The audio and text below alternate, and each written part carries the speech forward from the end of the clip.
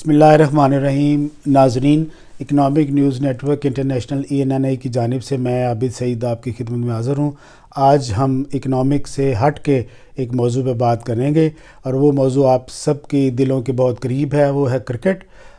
اس موضوع پر بات کرنے کے لیے ہم آج جوائن کیا ہے ماضی کے حال کے ایک مشہور و معروف cricket commentator, broadcaster, editor جناب حسن جلیل صاحب نے، جن کے ساتھ ساتھ ہم بھی بڑے ہوئے ہیں اور ہم نے کرکٹ کو انجوائے کیا ہے. سارے پاکستان کے جو کرکٹ کے شائقین ہیں ان کے دلوں میں حسن جلیل صاحب آج بھی اسی طرح بستے ہیں جس طرح ان کے دلوں میں کرکٹ بستی ہے. اور میں یہ کہنے میں حق بجانب ہوں کہ جو پاکستان میں کرکٹ کا فروغ ہے، کرکٹ کی جو ترویج ہے، اس کو اگر کمنٹری کے ذریعے کسی نے اس میں مدد دی ہے اور بہت مددگار ثابت ہوئے ہیں تو حسن جلیل صاحب کا اردو کمنٹری میں سب سے اوپر نام ہوگا. تو حسن جلیل صاحب آج کل امریکہ سے خاص طور پر پاکستان میں آئے ہوئے ہیں. آج ہماری خوش قسمتی کہ انہوں نے ہماری دعوت کو قبول کیا اور ہمارے ساتھ گفتگو کے لیے چند منٹ نکالے. تو حسن جلیل صاحب بہت شکریہ. خاصی عرصے بعد آپ سے ملاقات ہو رہی ہے، تقریباً 3-4 سال بعد. موسٹ ویلکم پاکستان میں. پہلے تو بہت شکریہ آپ کا، اتنا ایلیبریٹڈ آپ نے میرا تعارف کروایا.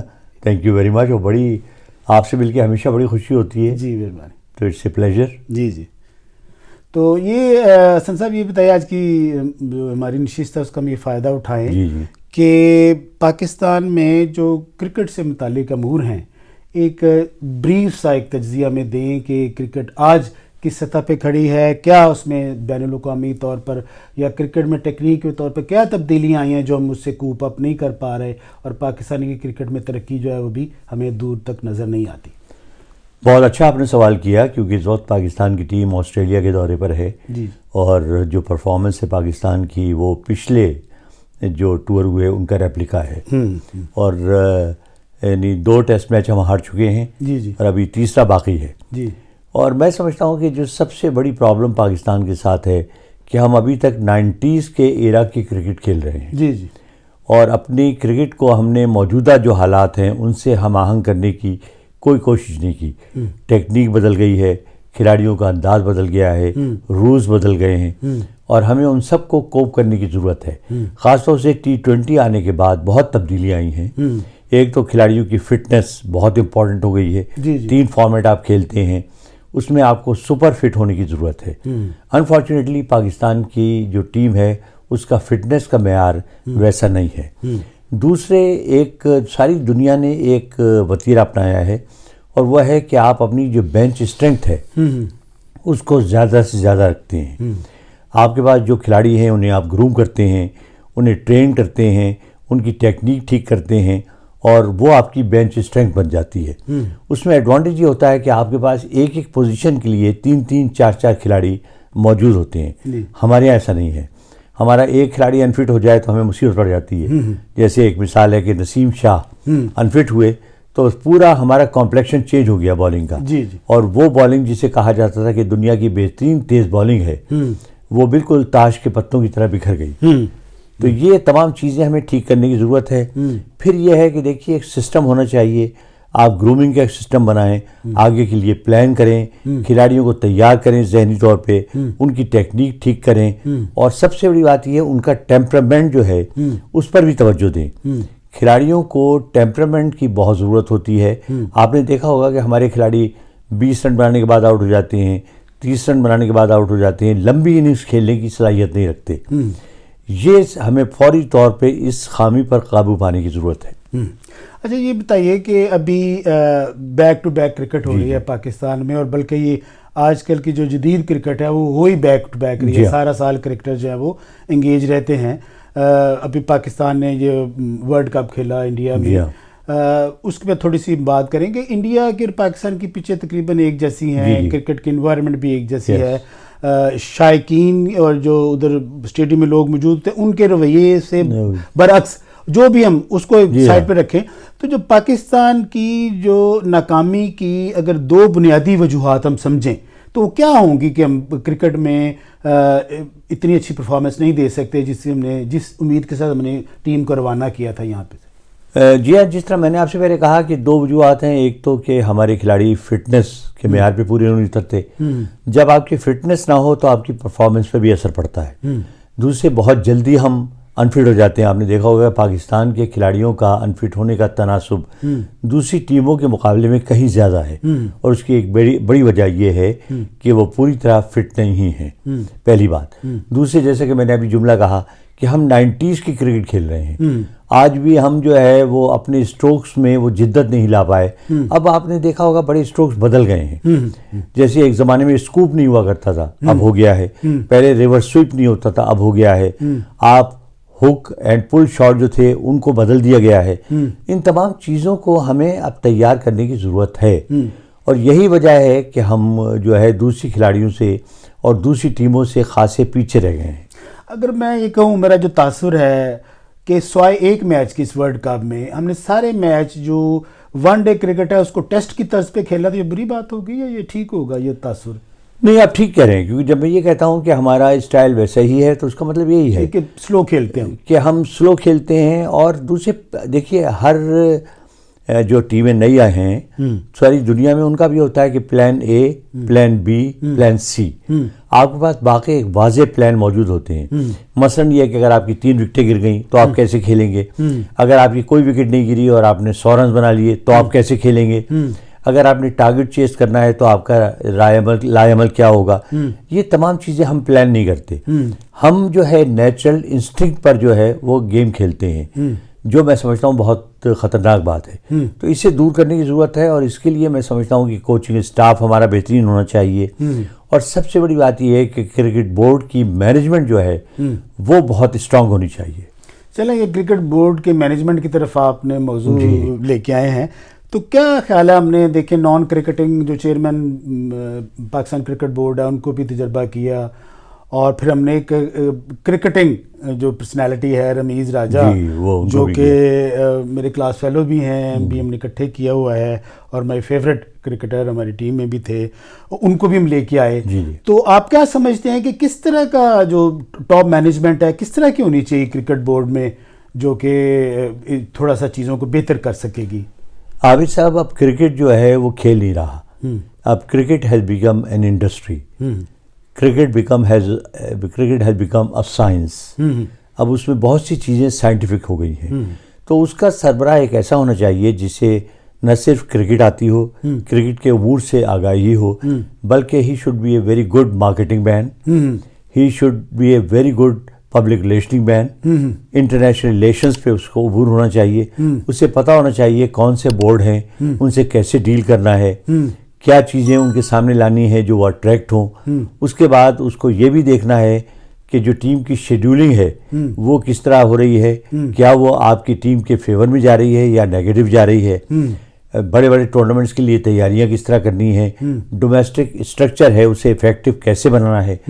ہی should be an all rounder cricket کی لینگویج میں. ہمیں ایسا آدمی چاہیے.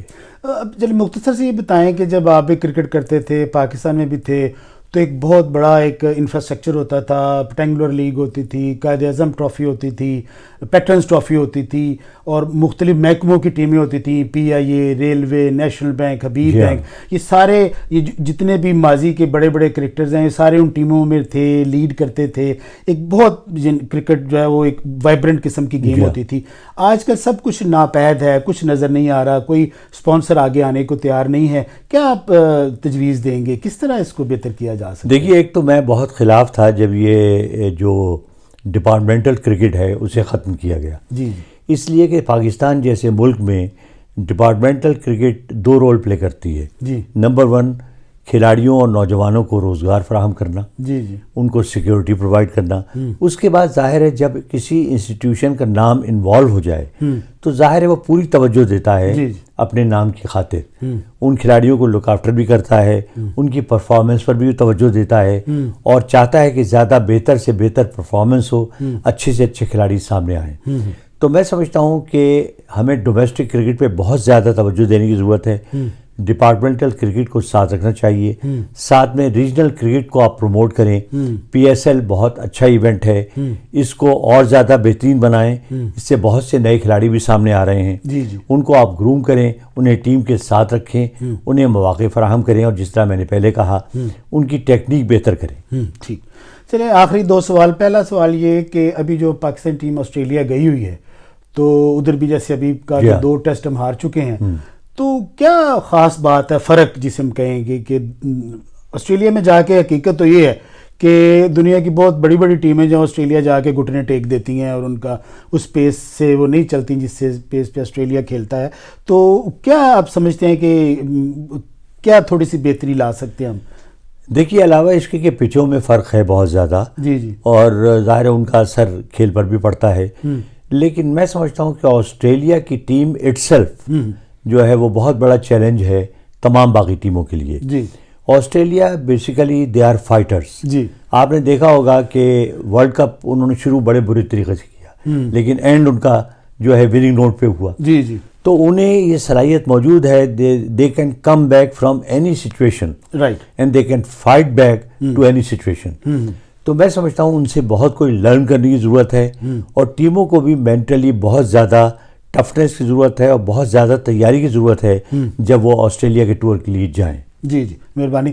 اچھا، آخری سوال یہ بتائیے کہ ابھی جو 2024 میں T20 ورلڈ کپ ہو رہا ہے، وہ ویسٹ انڈیز اور امریکہ اس کو جوائنٹلی ہولڈ کر رہے ہیں۔ اب آپ کیونکہ امریکہ میں آپ کا سٹے ہے، تو ایک نیا تجربہ ہونے جا رہا ہے کہ ایک نان کرکٹنگ کنٹری جو ہے، باقاعدہ طور پہ نان کرکٹنگ پلینگ کنٹری ہے، تو کیسا فیل کرتے ہیں جب ادھر ہوں گے آپ، اور امریکہ میں T20 کا کچھ میچز ہوں گے، تو کیسا فیل کرتے ہیں؟ کیا کمیونٹی کے اوپر کوئی اثر ہوگا، کرکٹ کی فروغ میں کوئی اثر ڈالے گا، یا کیا ہوگا اس کا؟ حافظ صاحب، بہت کم لوگوں کو پتہ ہے کہ امریکہ میں صحیح معنوں میں جو انٹرنیشنل ایونٹس ہیں وہ میں نے انٹروڈیوس کروائے تھے۔ 2001 میں انٹرنیشنل ڈبل وکٹ کے نام سے میں نے ایک ایونٹ کروایا، پھر 2003 میں دوسرا ایونٹ کروایا، جس میں دنیا بھر سے 22 ٹاپ ترین کھلاڑیوں نے حصہ لیا۔ اور میں نے اس وقت بھی لوگوں کو کہا تھا، کیونکہ اس وقت کرکٹ جو ہے بالکل ان نون کموڈٹی تھی، وہ لوگ جانتے نہیں تھے، میں نے اس وقت بھی کہا تھا کہ America is going to be the future market for cricket. یہاں بہت پوٹینشیل ہے، اور چونکہ سوائے انڈیا کے کسی اور ملک کے پاس اتنا پیسہ موجود نہیں ہے، تو ایک وقت آئے گا جب ٹیمیں اس طرف دیکھیں گی اور یہاں پر ٹورنامنٹس ہوں گے۔ تو بالآخر وہ وقت آ گیا، اور ورلڈ کپ کے انعقاد سے ظاہر ہے بہت زیادہ پروموشن ملے گی کرکٹ کو، اور اس کے بعد جو آئندہ آنے والے ایونٹس ہیں ان کے لیے راستہ ہموار ہو جائے گا۔ اس کا مطلب یہ ہوا کہ دیکھیں، امریکہ میں بھی رہ کے آیا ہوں، آپ بھی ادھر رہ رہے ہیں، کہ میرا خیال ہے کہ چائنا کے بعد جو سب سے بڑی کمیونٹی ایشیا کی ہے وہ اسی خطے سے ہے، پاکستان سے، انڈیا سے، سری لنکا سے، بنگلہ دیش سے۔ تو یہ جو اتنی بڑی پریزنس ہے کمیونٹی کی ادھر امریکہ میں، تو یہ کوئی ہیلپ کرے گی کرکٹ کے فردر امپرومنٹ کے لیے امریکہ میں؟ جی ہاں، ڈیفینیٹلی۔ آلریڈی میں آپ کو بتاؤں تھوڑی سی دلچسپی کے لیے کہ آلریڈی امریکہ میں اس وقت ایگزسٹنگ جو کلبس ہیں ان کی تعداد 850 ہے، 850 ریکگنائزڈ کلبس، تقریباً 70 کے قریب لیگز ہیں، کوئی تقریباً 200 کے قریب ٹورنامنٹس ریگولرلی کھیلے جاتے ہیں۔ اس سے آپ پوٹینشیل کا اندازہ کر لیں۔ ہم نے 2002 میں سروے کیا تھا، اس وقت تقریباً 2,20,00,000 افراد کرکٹنگ پلینگ نیشن کے امریکہ میں رہتے تھے۔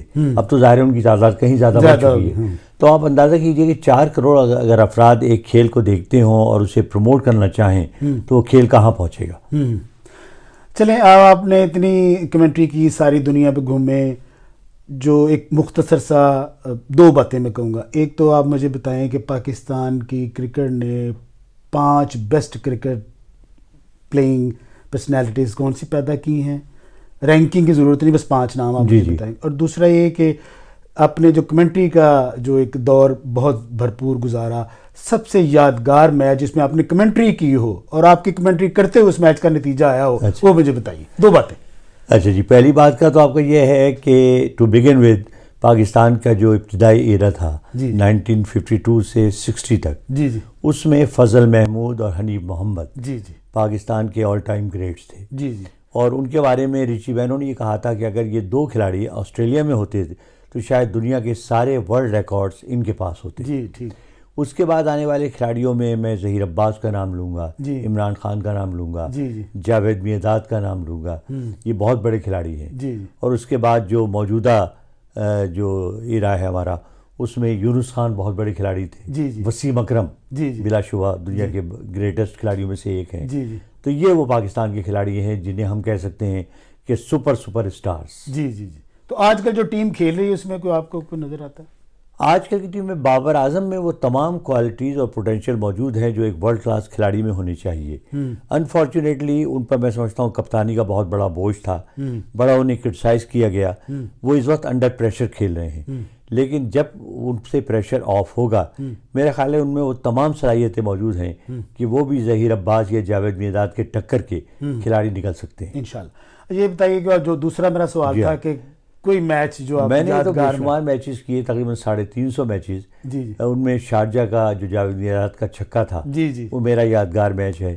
اس کے بعد لارڈس کرکٹ گراؤنڈ پر 1982 میں 28 سال کے بعد انگلینڈ کے خلاف پاکستان کی پہلی فتح. جی جی جی یہ 2 میچز ہیں جن کا میں ذکر کرنا چاہوں. جی جی چلیں جی.